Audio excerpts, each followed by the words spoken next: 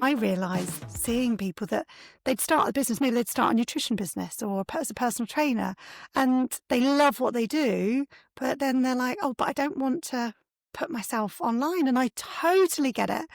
I was exactly the same. I didn't actually start showing my face and talking to camera till about 2019. I'd got the podcast before then. That felt a bit safer to me.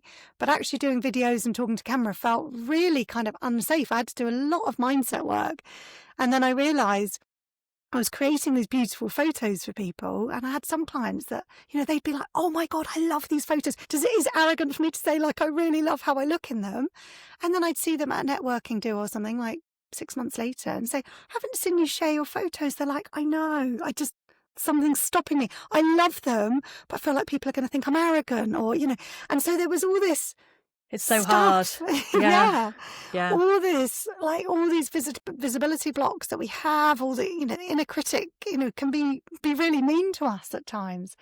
And so I wanted to train in that, to be able to help people with it alongside my photography. So some people come to me for coaching, some people come to me for photography, some people do both. What I love is when I can bring both together, which is what I do like at my retreat, for example, because then I'm doing all the coaching with them, all the training and lots of mindset stuff and strategy, and I'm taking their photos so I can work with them really holistically. But I also do work with people separately. But I think the mindset piece is a massive part of it. Because a lot of what people do, I could see, is they're taking all these workshops and learning how to make reels, like you said, and how to create a lead magnet and how to send emails. And then they're still not doing it. They're still like, I know what to do, but something is stopping me. And it's generally because they haven't done the mindset work on it and something's really holding them back. And my positive psychology diploma, I didn't just do for that, to be honest. I wanted to do for me as well. I'd read this book, Brain XX, it's called, all about brain health in midlife. And one of the things they said is learning in midlife is really good for your brain, and really protects against Alzheimer's now, which I have in my family. So I was like, well, I love my business, but I can kind of do photography standing on my head. Like it's not really I'd like to see working. That, but yeah. In family photography, quite often I was nearly doing that. But I'm doing it and it's really creative. But I was thinking, am I really using my brain and learning something new? Possibly not. So I did the diploma. It was level 5. So it was really academic. A lot of papers I had to read, a lot of assignments. So it really tested me academically, and really that's one of the reasons I did it. But my whole focus in it was confidence.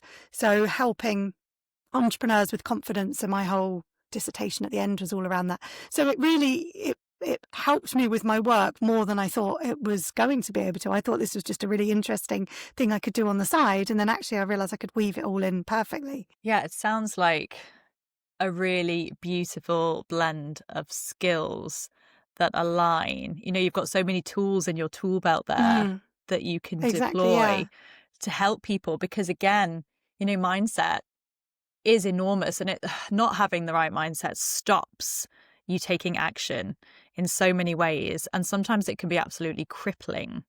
But that mindset piece is going to be slightly different for everybody. The barriers that we put up that hold us back from doing the thing, whatever the thing is, are going to be varied. And yet you've got all of this knowledge to kind of unpick that with people. Yeah, exactly. No, it's completely different for everyone, because it comes from the conditioning we've had in our lives, and the conditioning that we have.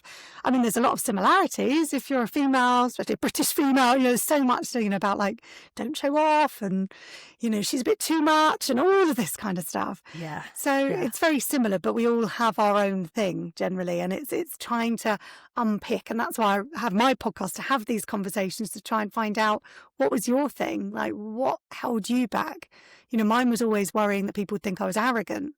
And I talk about that in my podcast. So that was my thing. That's not everyone's thing. Other people, just worried about what they're going to think they look like, or if they're going to be judged, But yeah, we've all got that one. And once you actually really unpack that and start thinking, where's that come from? And start telling yourself, that younger version of you, that actually it's safe now and it's okay, it starts feeling much easier. But it takes a lot of work. It's not something you can just like, half an hour sorted, Yeah, because that's years and years of messaging that you've been telling yourself. You know, there might have been a moment or a particular incident that ignited that.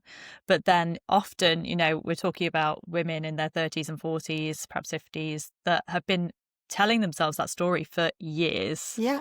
And so, yeah, unpicking that is going to take repeated effort. Yeah. But it must be hugely rewarding to help women step into the frame